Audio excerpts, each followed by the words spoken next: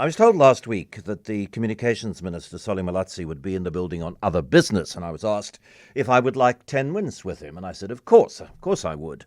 And I've been thinking since then about which of the many issues covered by his portfolio, communications and digital technologies, I'd talk about without coming to a decision until I read earlier today in Business Day a column by Gugu Luri, who is, according to the bottom, editor and founder of Tech Financials, which has the headline, Townships Need Place in the Digital Economy.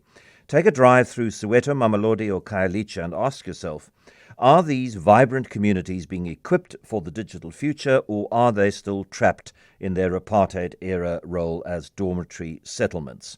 The uncomfortable truth is that decades after the end of apartheid, SA townships remain economically marginalized.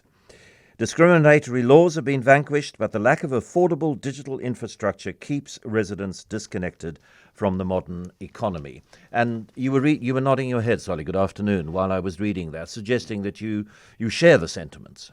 Good afternoon, John, and to your listeners. Yes, particularly that last sentence is the most powerful reality of our world, is the state of access to digital infrastructure creates a barrier for so many communities in marginalized communities, rural areas and townships.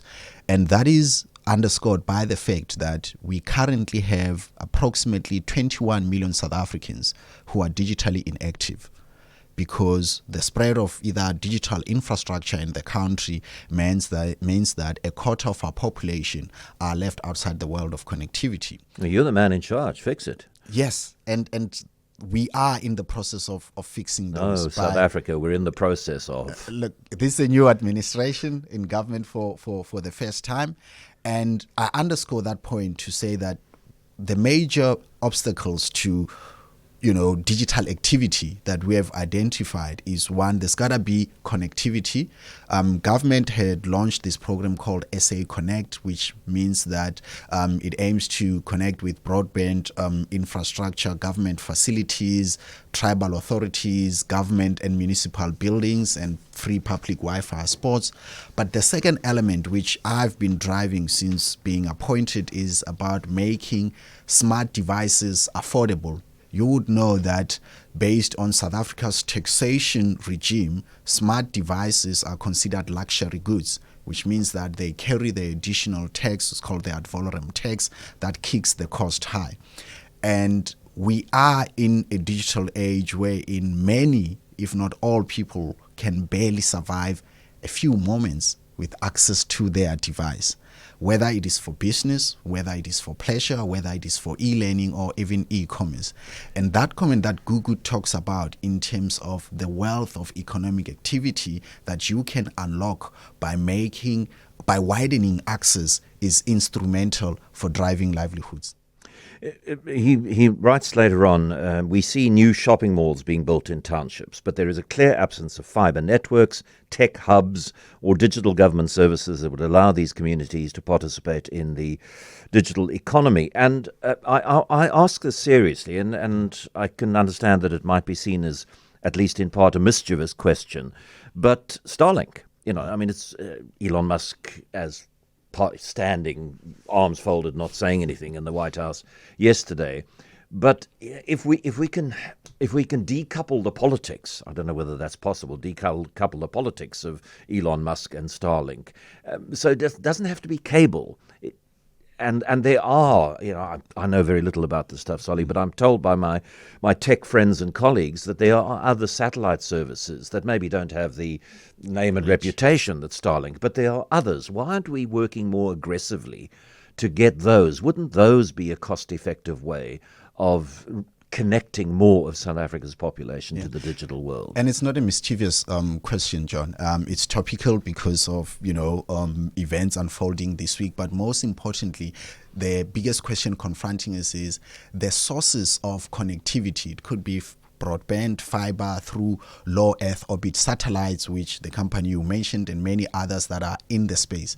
For me, my obsession is let us expand the options of connectivity to the public so that it is cost effective.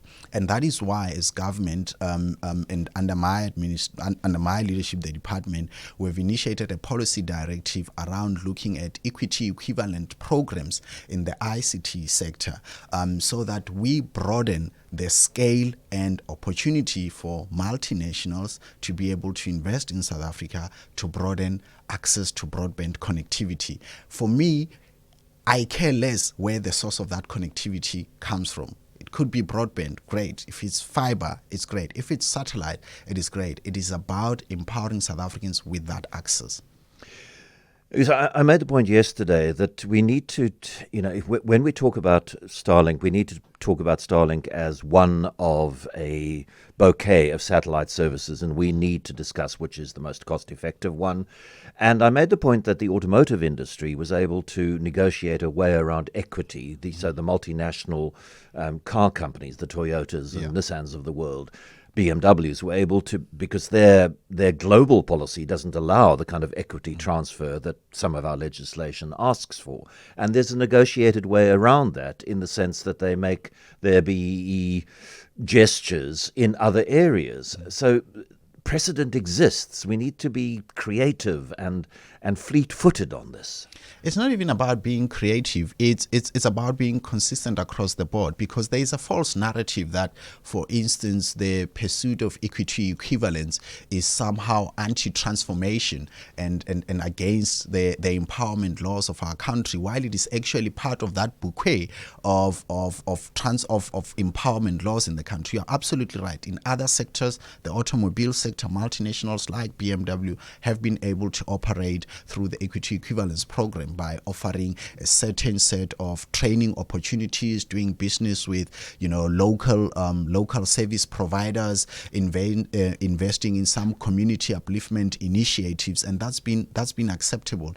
In the ICT sector, there's been misalignment between the ICT sector codes and the regulations, and that's why the policy directive that we are introducing is seeking to align those so that equity equivalent programs can ultimately be applicable across all facets of the ICT sector, because you've got companies like Amazon, for instance, and Microsoft who are operating in South Africa through the equity equivalence program vehicle. Okay, so that's a push of yours, one of many things on your Yes. plate at the moment. Yes. I know you've got other things to do, but thank you for diverting into the studio for a couple of minutes. Really appreciate it. It's a pleasure, and thank you very much. And if I may share on a light-hearted note, I was telling the gentleman who's my spokesperson that the ultimate test of being a communicator is an interview with John Maytham. Did I pass the test? No, he hasn't taken it. He must still take it. I've done plenty of interviews with you. Minister Solly Malatsi of Communications and Digital Technology, thank you very much indeed. Thank you so much, John.